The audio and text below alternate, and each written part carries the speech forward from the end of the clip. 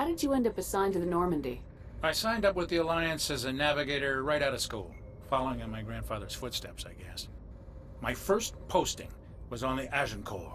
We were one of the first reinforcements to arrive at Elysium after the Blitz hit. Those raiders were no match for an Alliance frigate.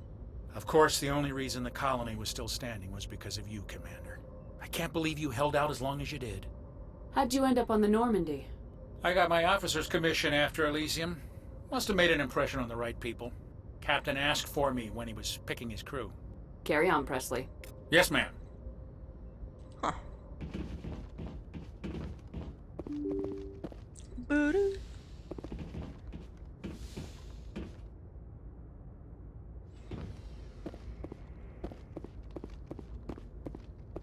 I don't want to talk to you.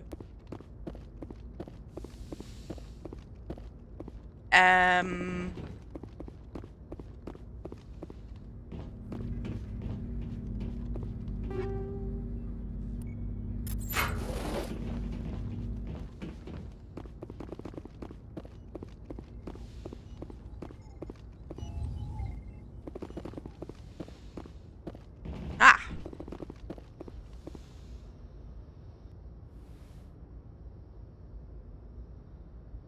Commander, are you coming to check up on me? You look much better. How are you feeling? Dr. Chakwas assures me I am going to be fine. I was impressed with her knowledge of Asari physiology. You're in good hands. Dr. Chakwas knows what she's doing. I never properly thanked you for saving me from the Geth, Commander. If you hadn't shown up, I'm just glad we got there in time. So am I. I know you took a chance bringing me aboard this ship. I have seen the way your crew looks at me. They do not trust me. But I am not like Benezia. I will do whatever I can to help you stop Saren. I promise. Don't worry, Liara. I trust you. I know you won't let me down. It means a lot to hear you say that, Commander. Thank you. Tell me about yourself, Liara. Me? I am afraid I am not very interesting, Commander. I spend most of my time on remote digs, unearthing mundane items buried in long-forgotten Prothean ruins. Sounds dangerous. And lonely. Sometimes I would run afoul of indigenous life forms or stumble across a small band of mercenaries or privateers, but I was always careful. Until the Geth followed me to Artemis Tau. I never found myself in any situation my biotics could not handle. As for the solitude, well, that is one aspect that most appealed to me. Sometimes I just need to get away from other people. You don't like other people? I suppose it comes from being a matriarch's daughter. People expected me to follow in Benezia's footsteps. They wanted me to become a leader of our people. Matriarchs guide their followers into the future. They seek the truth of what is yet to come. Maybe that's why I became so interested in the secrets of the past. It sounds so foolish when I say it out loud. It sounds like I became an archaeologist simply to spite Benezia. All children rebel against their parents. It's a natural part of growing up. Aha, you share the wisdom of the matriarch, Shepard. That is exactly what Benezia said when I told her of my decision. But there was more to it than that. I felt drawn to the past. The Protheans were these wondrous, mysterious figures. I wanted to know everything about them. That is why I find you so fascinating. You were marked by the beacon on Eden Prime. You were touched by working Prothean technology. Sounds like you want to dissect me in a lab somewhere. What? No, I did not mean to insinuate. I never meant to offend you, Shepard. I only meant that you would be an interesting specimen for an in-depth study. No, that's even worse. Calm down, Liara. I was only joking. Joking? Oh, by the goddess, how could I be so dense? You must think I am a complete and utter fool. Now you know why I prefer to spend my time in the field with data disks and computers. I always seem to say something embarrassing around other people. Please, just pretend this conversation never happened. Do you know why Benezia joined up with Saren? I don't understand it. She was always outspoken about the need for the Asari to become more involved in shaping galactic events. Maybe she thought allying herself with Saren would somehow be for the greater good in the long run. At least I hope so. This hurts you, doesn't it? None of this makes any sense to me. I have not spoken to Benezia in many years, but I know her. And this was not like her. Something changed. I'd like to know more about the Asari. We were the first species to discover the Citadel. We were instrumental in forming the Council, and we always strive to be the voice of peaceful cooperation in galactic disputes. My people believe we are all part of a single galactic community. Each species contributes something to the greater whole. Although we seek to understand other species, it seems few of them seek to understand us. The galaxy is filled with rumors and misinformation about my people. Like what? Most of the inaccuracies are centered around our mating rituals. My species is monogendered. Male and female have no real meaning for us. We still require a partner to reproduce. This second parent, however, may be of any species and any gender. I don't understand. Your species can mate with anyone? Mating is not quite the proper term, not as you understand it. Physical contact may or may not be involved, but it is not an essential element of the union. The true connection is mental. Our physiology allows us to meld with other beings. We can touch the very depths of their minds. We explore the genetic memory of their species. We share the most basic elements of their individual and racial identities. We then pass these traits on to our daughters. It is how we learn to grow as a species and how we develop a greater understanding of other races. What happens to your partner after the union? Every relationship is different. Some unions are a single encounter with both parents parting ways afterwards. Others can be more long-term.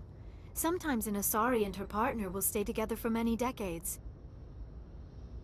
Do you know who Matriarch Benezia chose as her partner? She rarely spoke of her partner. Though I know my father, if you want to use that term, was another Asari. Benezia never told you her partner's name? Union with our own kind is no longer common, not for the purposes of reproduction. Most Asari believe it weakens our species. Asari daughters inherit racial traits from the father species. If both parents are Asari, then nothing has been gained, or so conventional wisdom would hold. I am what is sometimes called a pureblood, though no Asari would ever be cruel enough to say the word to my face. It is a great insult among my people. It is possible Benezia's partner was embarrassed by their union. She may have been too ashamed to publicly acknowledge me as her offspring.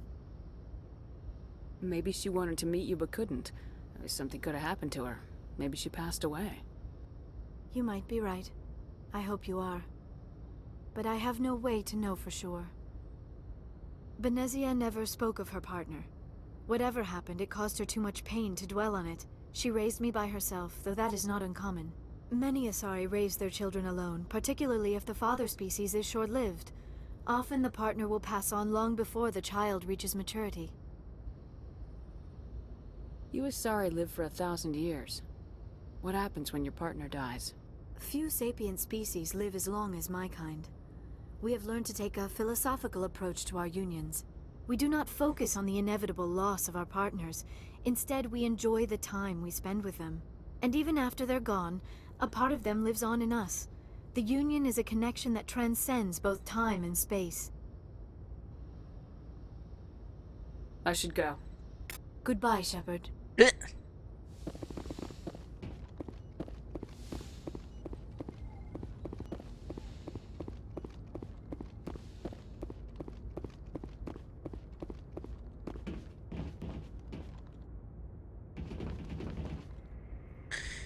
Okay.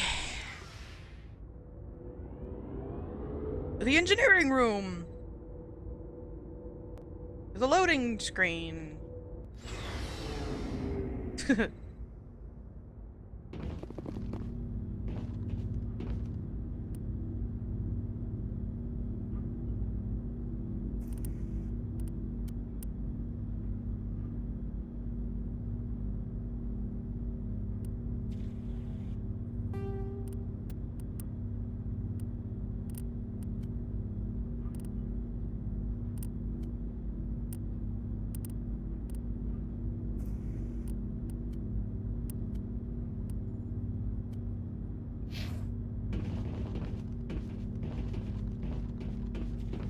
Commander, how are you?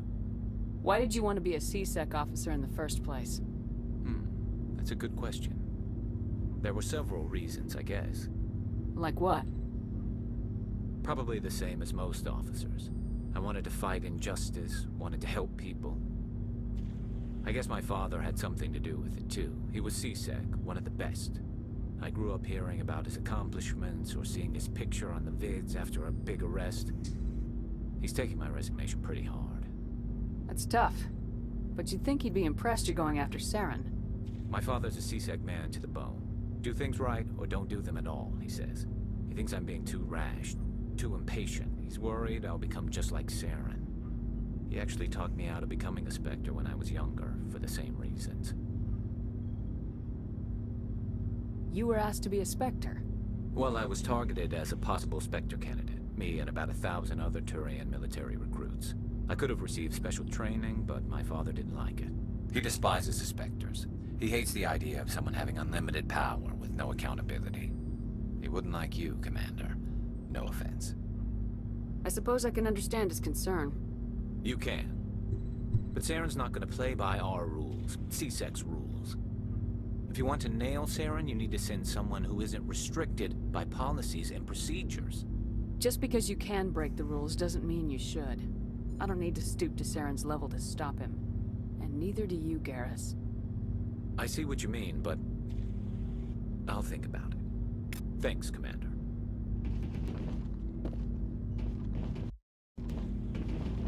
Commander? What's your opinion of the last mission? Not sure I buy Dr. Tassoni's story about her and her mom not talking. They're family, right? I think she's being straight with us. Or at least I don't think she lies very often. Yeah, she's probably really bad at it. Hey, want me to ask her about her sex life? Might be illuminating. I don't think she's used to teasing, good-natured or otherwise.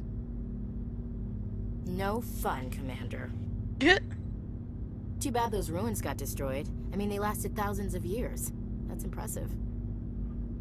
Do you have a few minutes to talk? One-on-one? Sure. I was hoping to get a minute of your time. Off the record. I keep an open-door policy. If you have any concerns, lay them on me. All right. I know things are different aboard the Normandy, but I'm concerned about the aliens, Vicarian and Rex. With all due respect, Commander, should they have full access to the ship? They may not serve the Alliance, Chief, but they're allies. At least as far as Saren goes. This is the most advanced ship in the Alliance Navy. I don't think we should give them free rein to poke around the vital systems. Engines, sensors, weapons. You don't trust the Alliance's allies? I'm not sure I'd call the Council races allies. We, humanity, I mean, have to learn to rely on ourselves. Standing up for ourselves doesn't mean standing alone. I don't think we should turn down allies. I just think we shouldn't bet everything on them staying allies. As noble as the Council members seem now, if their backs are against the wall, they'll abandon us. You got a pessimistic view of the universe, Williams. A pessimist is what an optimist calls a realist. Look, if you're fighting a bear and the only way for you to survive is to sick your dog on it and run, you'll do it. As much as you love your dog, it isn't human. It's not racism, not really. Members of their species will always be more important to them than humans are. These seem like deeply held beliefs, Williams. What made you think this way? My family's defended the Alliance since it was founded. My father, grandfather, great-grandmother, they all picked up a rifle and swore the oath of service. I guess we just tend to think of Earth's interests as our own. It doesn't sound like you've worked with aliens before. No, ma'am. Mainly I've been groundside, part of the surface garrison forces. I did get a rotation on a space station for training. Every Marine a rifleman, every rifleman ZG certified. That's odd. Your record is spotless and your technical scores are exemplary. You should be serving with the fleet. Anyway, that's why I haven't served with many aliens, Commander. I come from a military family too. My parents were both Navy. Anybody in your family we might know? Couldn't say, Commander. We probably have a lot in common. You join up to carry on the tradition? Mainly I wanted to serve. Protect the Alliance, save lives, you know? Glad to hear it. I'd hate to think you were out here for a free college education. Alright, I can see where your concerns are coming from, Williams. But this is a multilateral mission. You're gonna have to work with alien